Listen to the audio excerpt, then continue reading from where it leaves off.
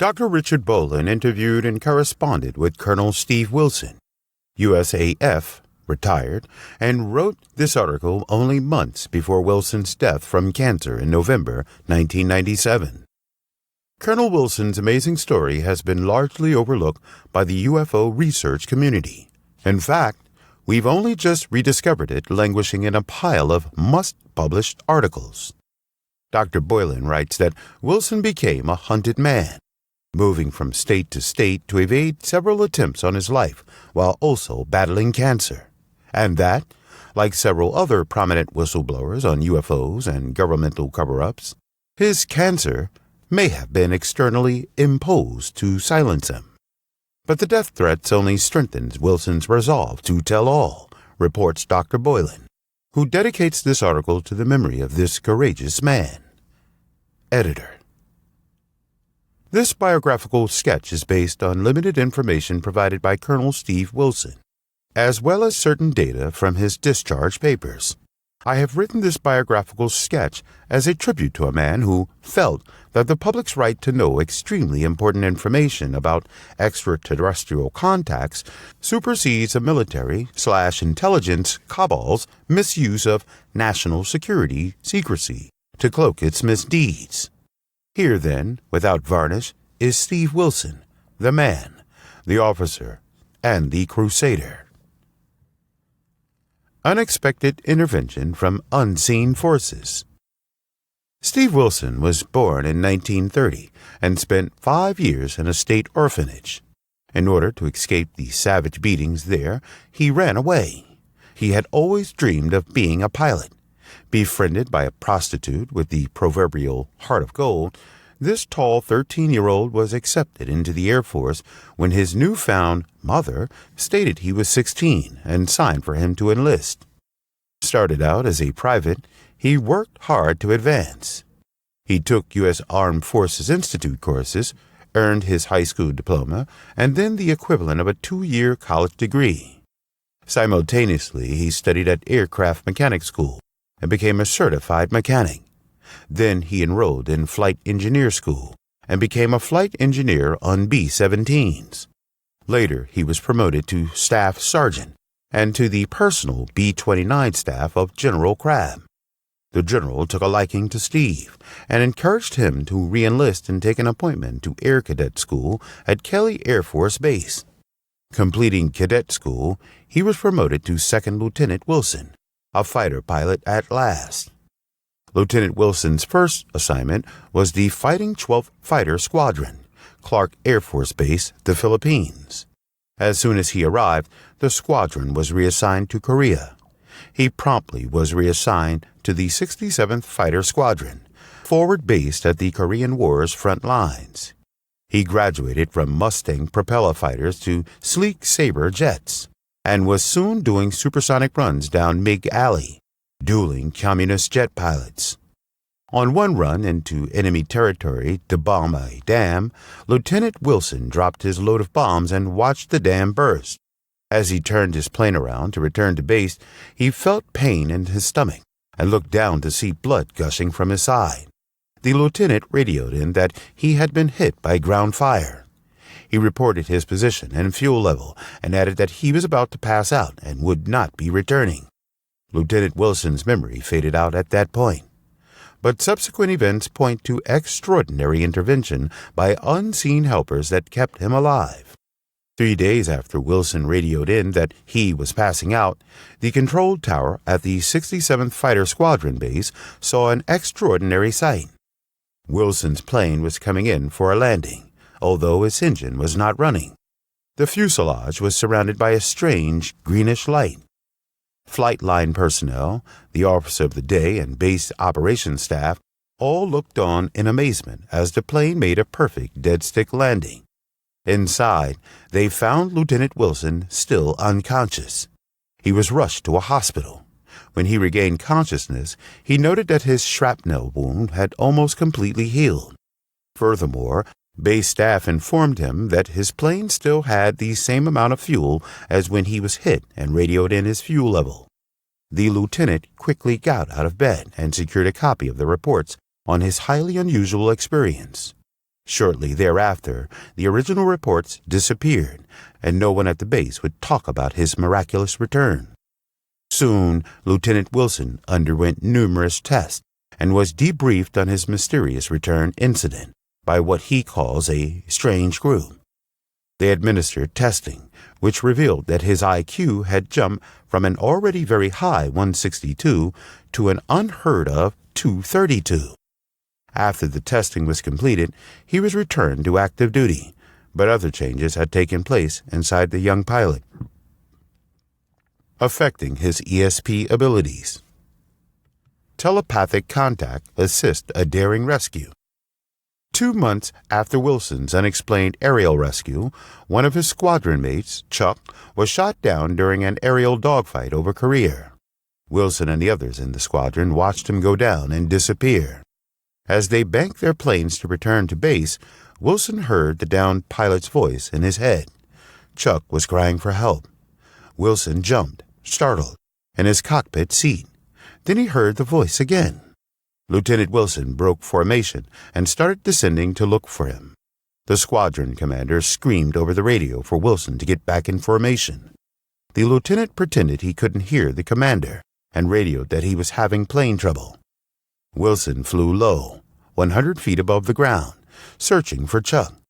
Suddenly, Wilson heard the downed pilot's cry, telepathically, that he had just flown over him. The other airmen sounded distressed that I would not see him, Wilson recalls. He banked 180 degrees and came in low. Wilson could sense that he was there somewhere. He spotted a clearing with enough room to land, and he set his plane down. As he rode to a stop, he looked around and saw the other man's plane wedged under some trees. Wilson taxied over close, jumped out, and ran to the wreckage. Chuck was pinned in and badly hurt. Wilson tells the rest simply, "Where the strength came from, I don't know, but I ripped the wreckage away from him, lifted him out of the cockpit, and carried him to my plane. I threw the radio gear out to make room for him and me. With me sitting on his lap, I taxied out and to the end of the clearing. Swinging around, I saw there was very little room for a takeoff. I looked up and said, 'God, if you exist, help me get this motherfucker off the ground.' I held the brakes and gunned the engine to the braking point, let go of the brakes, and rocketed across the clearing. The minute I felt myself off the ground, I began to raise the wheels. The enemy broke cover ahead of me and began firing. I passed overhead and heard the crunch and ripping of metal as I left my wheels in the trees. My plane became hard to manage with the undercarriage ripped away. I finally made it back to base. I could see the fire trucks lining the runway and saw the tower blink. They were asking me to wag my wings if I had no radio. What else could I do? I wagged my wings, passed over the field so they could see the problem, made another 180-degree turn, and started in low. I picked the dirt next to the runway. I felt the jolt as my plane skidded down the side of the runway and came to a halt. The ambulance was the first to arrive, and I already had Chuck on my back and headed for the ambulance. He had made it out alive. I walked around the plane and saw all the bullet holes. A report later said that there were 38 bullet holes. I patted her tail and said, "Thanks, lady." Then I looked at the sky and said, "You too." Despite being a rebel and disobeying orders, which luckily the squadron commander could not prove, Lieutenant Wilson was awarded his first Distinguished Service Award for gallantry above and beyond the call of duty. He remarks about the incident laconically. Another one I should have been court-martialed for. Surviving torture with hidden resolve. 46 days later, Wilson again switched roles from rescuer to pilot needing rescue. His plane developed engine trouble over enemy territory, and he was forced to land. When he saw the enemy coming, he burned his plane to the ground and was taken prisoner. Because he'd burned his plane and would give no information to the enemy, he was beaten for 3 days straight. After the first hour, his subconscious mind took over and he felt nothing. Wilson recounts his captivity with grim detail. "I remember them asking for information about my squadron and about troop movements. I realized that if I could hold out long enough and through enough torture, they would believe anything I told them, and maybe then they would leave me alone. After 3 days, they tied a stick through my arms behind my back and placed a rope around my neck and down my back, tying the rope to my feet, which were pulled up. If I tried to lower my feet, it would choke me, cutting off my air. They placed me in a small bamboo cage about 2 feet wide and 3 feet long and 3 feet high. I lay there with my head on the ground, with my knees spread and holding me upright, and trying to keep the rope from strangling me. There was no room to lie down or move. I remember the gooks pointing and laughing at me, and a hatred began in my gut as I have never hated before. Suddenly, this thing within my mind kicked in. I remember them having to drag me out and into this hut. My body could feel nothing. Someone cut me loose, and my mind began to function. The other prisoners said I had lasted 15 days out there, and was the only one who hadn't broken within a week. It was almost a day before the circulation would let me move my legs and arms. As soon as I could get around, they dragged me back to the torture chamber, as we called it. I swore to myself that those dirty bastards would never break me. Now I hate it with a ferocity that even scares me to this day. I remember watching as they stuck bamboo shoots in the joints of my hands, piercing between the bones. I could hear myself screaming, but my mind was calm and I felt no pain. After what seemed like days, I was returned to the other prisoners. After several days, I could move my hand some. It had been 32 days. Lieutenant Wilson decided that he had had enough. That night, another pilot and he saw their chance to escape. They made a break for it. 2 of the guards who had laughed at his torture were on duty that night. Wilson moved up behind the first one and snapped his neck, then felt him slide lifeless to the ground. The lieutenant took his knife, moved around behind the other, and cut his throat without a qualm. They then ducked into the underbrush and ran the rest of that night. Later they found out that they were only 28 miles, 45 kilometers, from friendly lines. They had to crawl on their belly, only daring to do so at night. They ate grubs and roots, just as they had been taught in survival school. It took 23 days to crawl back to U.S. lines. Wilson relates this climactic moment of their escape. We topped the last ridge and lay on our bellies, watching the movement below from a point that overlooked the valley. Knuckles rode over his back, and you could hear his leather jacket pull loose from the frozen ground. "We made it," I yelled. I heard Knuckles softly sobbing. Whoever said that grown men don't cry? The most welcome sound I heard was a sentry's shout. "Who goes there? Advance and be recognized, or I'll blow your fucking head off." Majestic-12 indoctrination. The next defining moment in Colonel Wilson's life began during the summer of 1960. The Cuban Missile Crisis became a global concern as President Kennedy and Soviet Chairman Khrushchev were facing off in a deadly game of global nuclear showdown over Soviet ICBMs in Cuba, and the threat of using the U.S. Navy blockade of Cuba to sink freighter deliveries of ICBMs. By now, Steve Wilson had been promoted to Air Force Captain and Commander of a tactical fighter squadron out of Wright-Patterson Air Force Base, Ohio.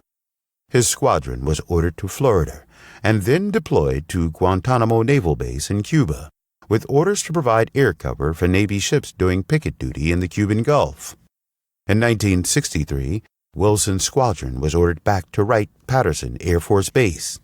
He soon received an assignment to fly cover over Houston. Just prior to this, Captain Wilson had been told that he would be assigned to Majestic-12 as soon as this mission was accomplished, and that upon his transfer he would become a major. Majestic-12, MJ-12, he would soon learn, is the super-secret organization which controls UFO surveillance and interdictions, retrievals, and analyses of recovered extraterrestrial spacecraft and occupants, and public access to any information about these matters. It would turn out to be a day that would linger in his mind for a long time. Captain Wilson's mission in Houston was to keep any planes away from the city during President Kennedy's visit. His squadron had shoot-to-kill orders for anyone who disobeyed their commands to stay back. While flying protective cover over Houston, The news came over the squadron's radio that President Kennedy had been shot in Dallas. Wilson described their reaction. "I was shocked. I had met the man and really liked him. My eyes welled up, and I could hardly see as we were ordered back to the airfield. I could hardly see the runway. The tears were streaming down my face. After landing, I watched some of the worst landings ever exhibited by a squadron of Top Gun pilots. There wasn't a dry eye in that bunch." After returning to Wright-Patterson Air Force Base, Wilson was informed he was receiving top-secret clearance and was being commissioned as a major. His indoctrination into the UFO secrets kept by Majestic-12 agency then began. He was shown the remains of the extraterrestrials and crashed UFOs from the 1947 Roswell incident that were all housed at Wright-Patterson's Hangar 84. He'd read reports he was shown about that incident, and about how Majestic-12 covered it up by putting all the documents and expenses with a Socorro, New Mexico crash. He was informed that, because of his special abilities, he was being assigned to Majestic-12, codename Magic-12. As part of his duties, he would be assigned to the 1st Special Forces Air Command and would undergo special training with Delta Force and then the Black Berets. Wilson comments about that period. "I looked at these fellows I was to train with. Every one was a trained killer and assassin, but it still didn't prepare me for the MIB, Men in Black, the Wackenhuts, private security firm operatives with government covert project contracts, and all the black ops that exist deep within our government. This was when I was told that I would cease to exist." Major Wilson was informed that his job was so secret that stops would be placed on all his records and whereabouts, and that they would be moved to Majestic-12. He was told that his telepathic ability was needed for something very special, and that he would be on a need-to-know basis, at least until he had a high enough security clearance. Wilson recalls, "It made me feel very special, and inflated my ego about 100%. Little did I know at the time that I would be involved in one of the most dastardly and heinous cover-ups the world has ever known. To think about it, even today, makes me sick to my stomach. But at that time in my life, I felt I was serving my country. I knew nothing of the greed and power of a few men, who were later to be known as Magi, the top executives at Majestic-12. Trip to a hollow mountain.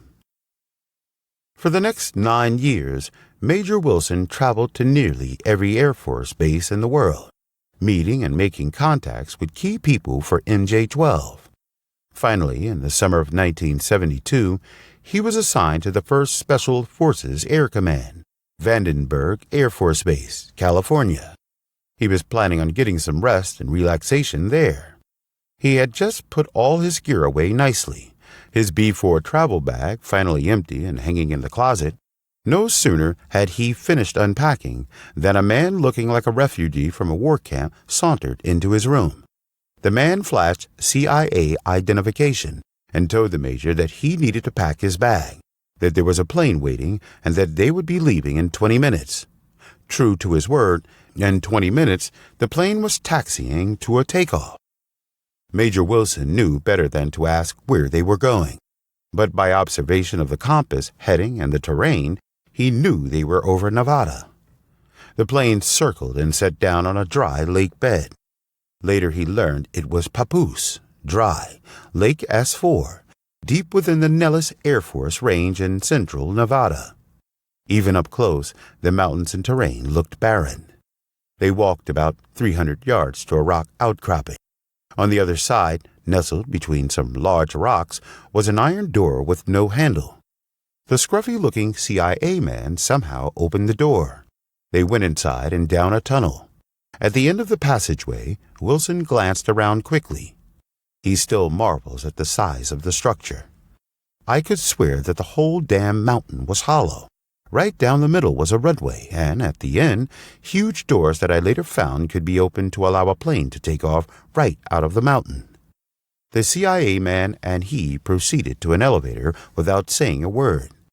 The CIA agent punched an unmarked button.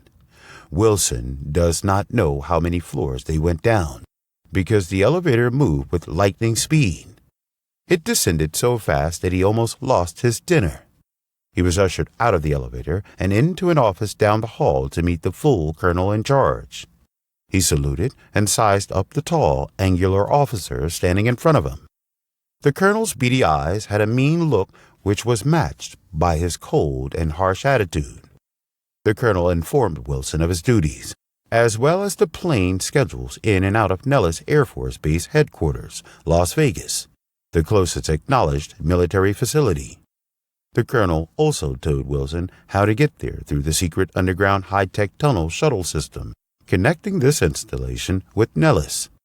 Wilson was also warned that anything he saw was top secret, and that if he so much as breathed wrong or opened his mouth about anything he saw, it would be his last breath. Wilson noted soberly, "I believed him."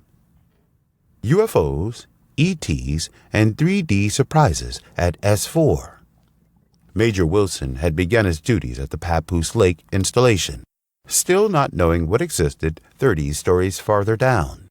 He had been well indoctrinated in top-secret work and knew all the consequences of keeping the nation's most guarded secrets.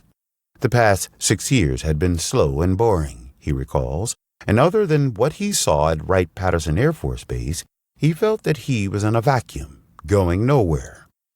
He was sitting in his office at S4, mulling this over one morning, when a Lieutenant Colonel Bennett came in. He asked Wilson if he was busy, like he gave a damn, Wilson recalls, and said, "Let's go." Wilson followed the lieutenant colonel, and they eventually wound up 2 stories down at the super-secret S4 UFO technology area.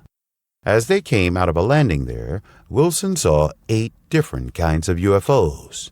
There were intellectual people looking all over the area, whom he guessed were scientists. He glanced at Bennett, who cut off his implied question with a curt, "Forget it." The colonel and the major went into a cubicle where there were about 20 officers and civilians sitting around. Wilson was startled when a woman came in who was at least 8 feet tall. There was not an ounce of excess fat on her body, he recalls. She wore a strange-looking jumpsuit which had a HI pattern on the right side above the breast line. To this day, Wilson recollects the details of this striking encounter. The woman had finely chiseled features.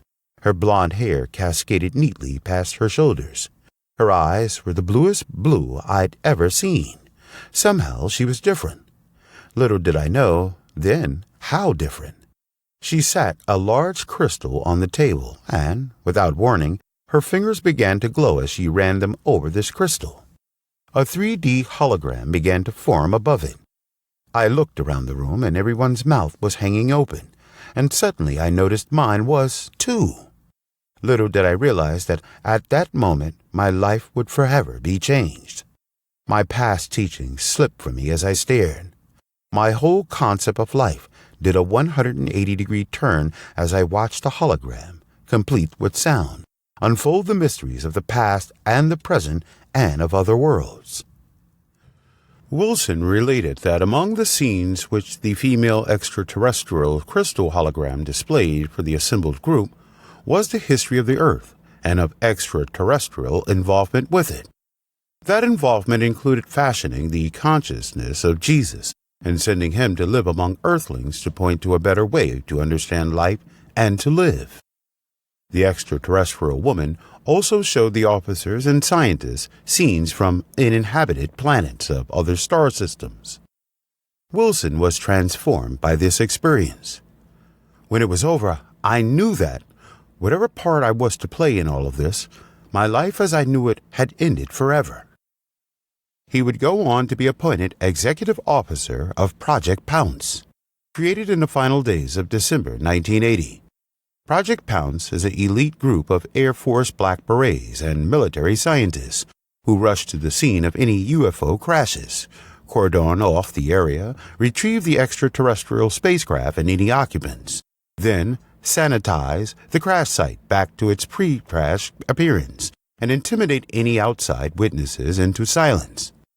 eventually rising to the rank of colonel and receiving an ultra-top secret Cosmic Q Level 27 security clearance. Wilson learned much about the inner workings of the Majestic-12 agency. Wilson's UFO secrecy duties included interacting with covert MIB enforcement goons from the Wackenhut private security firm on contract to MJ-12. Wilson came to despise the Wackenhut killers. The colonel learned about secret space warfare operations conducted by military astronauts trained at a covert Air Force Special Academy. He found out that these military astronauts fly U.S.-manufactured anti-gravity aerospace craft, such as the two-man Lockheed X-22A disc, out of Vandenberg and Beale Air Force bases in California and up into space. These military astronauts then interdict UFOs deemed unfriendly and fire Star Wars weapons to disable or destroy them. Return of the Magi. Colonel Wilson came to know some things about the top command of Magi, including the identity of two of its executive board members, Chairman Henry Kissinger and advisory scientist Edward Teller, both of whom hold the topmost Level 33 security clearance. He eventually learned enough about their avarice and hunger for power to sicken him. He discovered that the Magi were so powerful that they acted as though they were above the president and the laws of nature and mankind. To his distress, Wilson found out later that they were to be known as the New World Order. Finally sickening of the unconstitutional and unethical activities of the Majestic-12 agency and of his involvement in one of the most dastardly and heinous cover-ups the world has ever known, Wilson got out. At retirement, after 40 years in the Air Force, Lieutenant Colonel Wilson was flight commander of the 1st Special Forces Air Command, Vandenberg Air Force Base. His decorations include the Air Force Distinguished Service Medal, the Silver Star, 2 Air Force Distinguished Flying Crosses, 2 Purple Hearts, the Joint Services Commendation Medal, the Air Force Commendation Medal, the USAF Good Conduct Medal, and the National Defense Service Medal. After musing for 15 years, he decided to risk his life and tell all.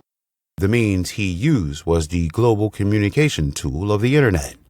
He placed his torrent of disclosures of sensitive information on the Skywatch page, www.wic.net/colonel/UFO page.htm, and founded a UFO information news group as his forum, skywatch_ok@msn.com.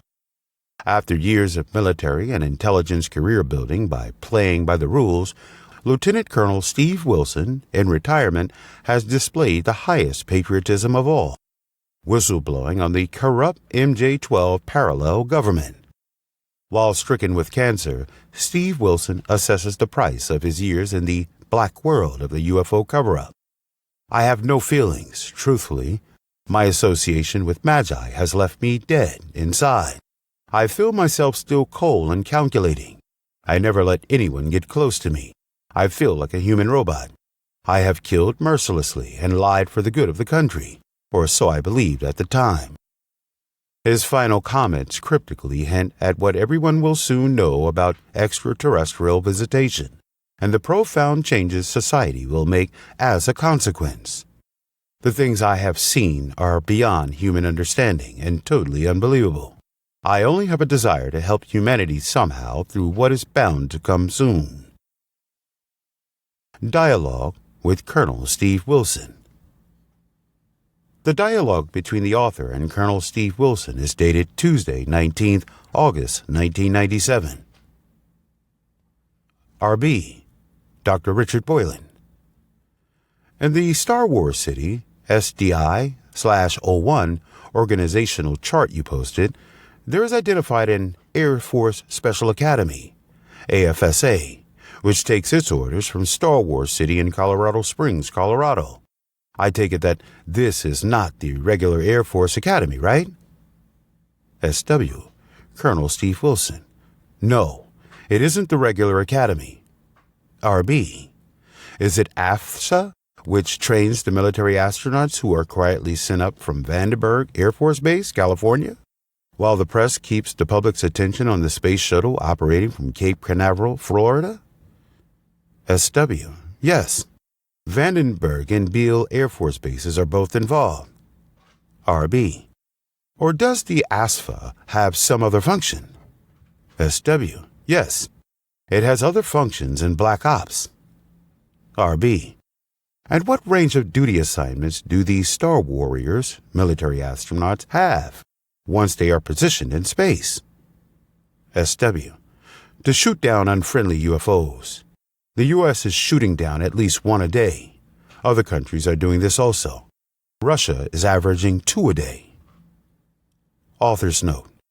I doubt seriously that the U.S. shoots down 1 UFO per day, or any number near that. ONI and CIA informants have told CSETI's Dr. Stephen Greer that 2 UFOs were shot down in 1995. From my research, I suspect that the number may be closer to a half dozen per year. Certainly tragic, regardless of the numbers. Dr. Michael Wolff of MJ-12/SSG states that a renegade group, the Cabal, is conducting these unprovoked attacks deliberately to sabotage peaceful relations between ETs and Earth. RB. And what vehicle do the military astronauts ascend into space and operate therefrom?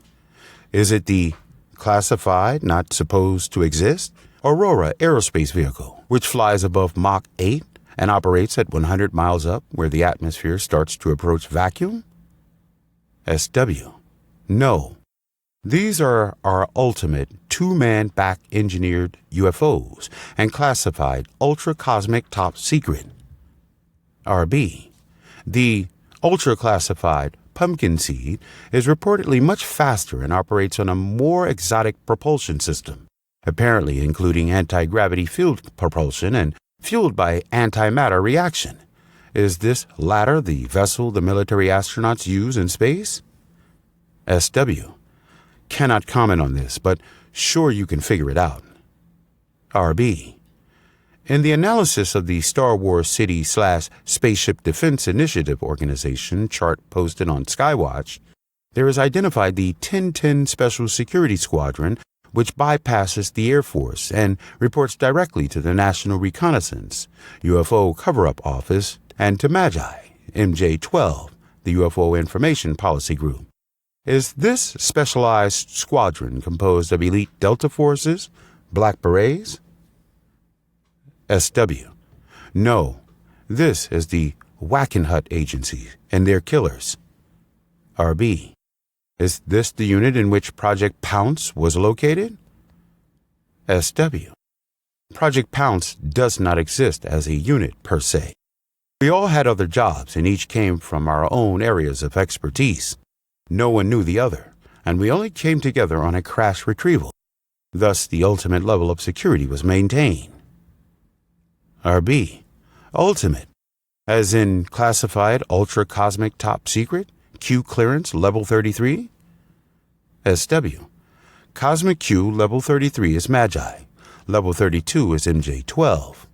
Level 31, certain personnel in AC, aircraft manufacturing. Level 30, the first 4 of Wackenhut officials, etc. DOD and SC. I was only a level 27 as far as I could go. RB. Ah, Colonel Steve, as always, you are a fund of interesting information. Permit me 2 more questions, if you would. RB. I note on the Star Wars City chart that the Rockefeller Company is one of the elite defense contractors at that trough of the black budget known as SDIO/BMDO, Star Wars Project. What contribution does the Rockefeller Company make to the SDIO project? SW. Have no idea of specifics, only general information. This is the reason that secrets can be kept. No one person knows it all except level 33. RB. Also on the Star Wars City Organization chart, there is a corporation known as Decision Science Applications Incorporated, DSAI. This sounds an awful lot like Science Applications International Corporation, SAIC of San Diego, headed by Black Ops veteran Admiral Bobby Ray Inman, which makes the engines for U.S. anti-gravity craft. Are DSAI and SAIC one and the same, or related companies/proprietaries? SW. This is a group made up of all heads of military hardware manufacturing in the Black area. By the way, I have heard that Inman chairs that group. Author's note. Thus, Decision Science Applications, Inc., DSAI, consists of directors of the Black Budget Divisions, U.S. Anti-Gravity Craft and Space Warfare Weaponry, of Rockwell, Martin Marietta, Boeing, IBM, Lockheed, McDonnell Douglas, Ford Aerospace, Aerojet Electrosystems, Teledyne Ryan Aeronautical, Inc., Cayman Industries Company, Rockefeller Company, and Fujika Company, etc., and retired NSA Admiral Bobby Ray Inman heads both DSAI, inside, and SAIC, outside the Black world. However, Dr. Michael Wolf of MJ-12/SSG says the DSAI and SAIC are one and the same. RB. Colonel, in the material posted on the Skywatch webpage, formerly www.wic.net/colonel/UFO page.htm, the UFO Information Secrecy Management Organization is laid out. Which leads to a question. What roles do Dr. Henry Kissinger and Dr. Edward Teller play in this ultra-classified organization? Dr. Teller cleared Department of Naval Intelligence physicist Bob Lazar to work at Area 51's S-4 on back engineering captured UFOs. Dr. Kissinger's business office in New York City has got quite threatening with the person who made inquiries into Kissinger's connection to the UFO cover-up. What light can you shed on these two men's involvement? SW. Both are MJ-12 members, which number 36 in all, as of 1994. It might interest you to know that they go back as far as Project Paperclip. But even though they have histories before that, they do appear to have been at the University of Heidelberg during the same time period that they were supposed to have been in the U.S. Kissinger is a firm believer and key figure in MK-Ultra, whereas Teller loves to play at it. Nothing I can prove, just something I heard at a high level.